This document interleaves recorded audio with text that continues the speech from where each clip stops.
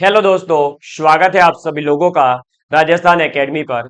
मैं प्रवीण सिंह आप सभी लोगों के साथ में, जैसा कि आप सभी लोग जानते हैं, लगातार विभिन्न प्रकार की प्रतियोगी परीक्षाओं के लिए REET, second grade, first grade, lab assistant, patwari, constable, LDC, इन सभी प्रकार की प्रतियोगी परीक्षाओं के लिए साइंस और मैथमेटिक्स का पोर्शन आप लोगों को कंप्लीट करवाता हूं। रीट 2018 में आप लोगों ने देखा होगा कि राजस्थान एकेडमी ने कितना योगदान दिया था आपकी तैयारी के अंदर। उसी बीच आपने देखा कि अभी जो है न्यू भर्ती वापस से रीट की होने जा रही है, यानी रीट पात्रता परीक्षा वापस से आयोजित होने जा रही है। उससे संबंधित हमारे शासन सचिव जी के द्वारा जो इंफॉर्मेशन हमें प्रोवाइड करवाई गई है, उसमें क्या क्या चेंजेस हुए हैं, वो चेंजेस कैसे आपको जो है प्रभावित कर सकते हैं, उनके बारे में थोड़ा सा हम बात करते हैं। सिलेबस वगैरह सब कुछ आपको डिस्कस करवाया जाएगा। रीट 2024 के लिए पुनः हमारे द्वारा क्लासेस वगैरह सब कुछ अवेलेबल करवाई जाएगी। तो अभी ही इस राजस्थान एकेडमी सिरोही चैनल के साथ में जुड़ लीजिए और जल्दी से सब्सक्राइब कर लीजिए।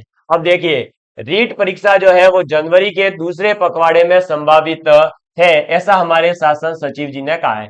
तो अब जनवरी के दूसरे पखवाड़े, जनवरी का दूसरा पखवाड़ा मतलब आप सीधे सीधे समझ जाइए कि भाई आपका जो है कब 15 जनवरी के आसपास की बात हो रही है यहाँ पर। फिर देखिए, हमारे जो है इसके अंदर ये आपकी मीटिंग वगैरह हुई है, इसका कोई हमें ज्यादा मतलब नहीं। यहाँ देखो, अब अध्यापक लेवल 1 और लेवल 2 की जो पात्रता के लिए रीट परीक्षा आयोजन के लिए नोडल एजेंसी वापस से कौन रहेगी, तो माध्यमिक शिक्षा बोर्ड राजस्थान रहेगा। और जो फीस थी वो भी आपकी पूर्ववत ही रहने वाली है, यानी आपकी रीट की पात्रता परीक्षा जैसे पहले माध्यमिक शिक्षा बोर्ड करवाता था वैसे ही माध्यमिक शिक्षा बोर्ड ही करवाएगा, और साथ ही साथ फीस भी पूर्ववत ही रहेगी। और पाठ्यक्रम के बारे में कुछ नहीं कहा है, इसका मतलब पाठ्यक्रम भी वही रहने वाला है।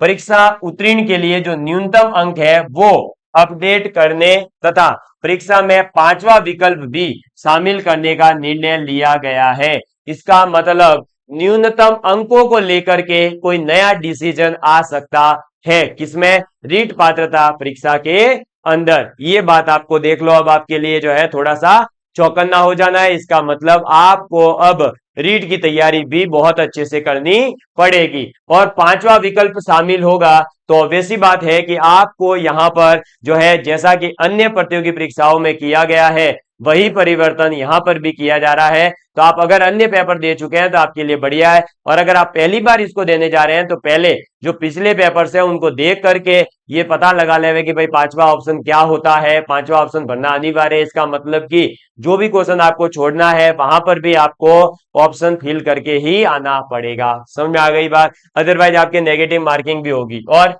परीक्षा तिथि जो है वो जनवरी 2025 के दूसरे पखवाड़े में होगी। इसके अलावा इसमें सभी जो भी हमारे निदेशक वगैरह है वो सब उपस्थित थे। तो हमारे मेजर चेंज क्या हुए हैं कि रीट एक तो वापस से आयोजित हो रही है, और दूसरा ये चेंज है कि इसमें 5वां ऑप्शन आपको अवेलेबल करवाया जाएगा।